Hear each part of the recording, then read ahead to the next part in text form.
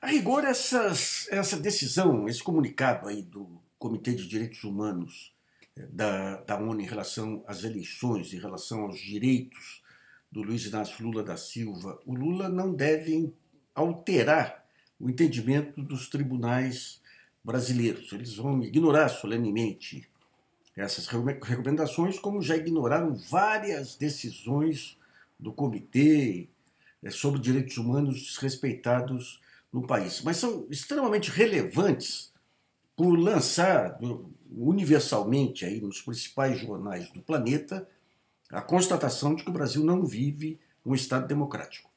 Quer dizer, esses juristas brasileiros, ministros do Supremo Tribunal Federal, que gostam de mostrar sabedoria sobre o Brasil em Harvard, vão ter que se explicar agora perante as suas plateias internacionais como que convalidaram esse estado de exceção.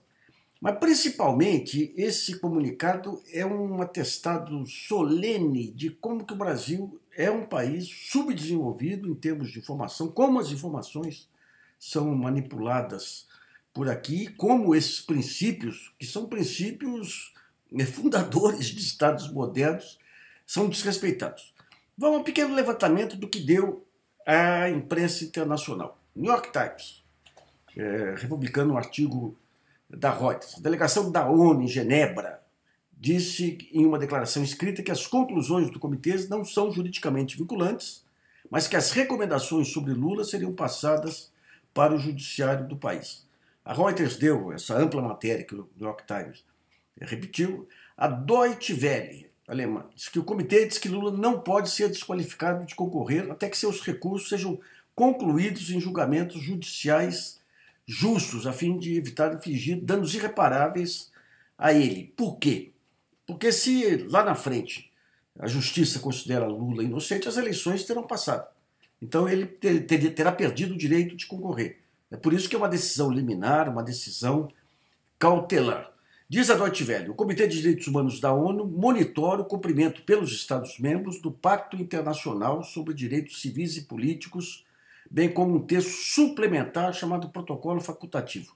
O Brasil ratificou ambos os textos, o que significa que é tecnicamente obrigado a acatar as conclusões do comitê. Isso é a Deutsche Welle. O The Guardian, o comitê com sede em Genebra monitora a conformidade de um Estado-membro com o Pacto Internacional sobre Direitos Civis e Políticos, bem como um texto suplementar chamado Protocolo Opcional. Como o Brasil ratificou ambos os textos, é tecnicamente obrigado a acatar as conclusões do comitê. O Japan Times entrevistou aí um membro do comitê, Olivier de Fruvilli, que disse à agência France Presse que os recursos contra os tribunais superiores podem levar tempo e podem ser cancelados, a condenação, e por isso que teria que ter essa medida cautelar para permitir que ele não fosse prejudicado em seu direito de ser eleito. Aí. Mas quando você vem para o lado brasileiro aqui, daí é fantástico. Você vê o que é o subdesenvolvimento jurídico, institucional e midiático brasileiro. A dona Raquel Doge, Procuradora-Geral da República, defensora do cumprimento dos tratados internacionais, simplesmente se calou. Você não ouve uma palavra dela, depois de ter declarado em setembro que o Brasil era obrigado a cumprir as decisões dos comitês. O ministro da Justiça, que sumiu, o ministro da Justiça, Torquato Jardim, ele entrou na primeira medida dele, talvez no ministério mais medíocre da história, ele se anulou. Não é ouvido para nada lá. Até o Raul Jungmann, que é sempre o máximo que chegou foi a secretário aí de ministérios, tem mais realce que ele. E o que ele falou? Que a determinação da ONU é manipulação política.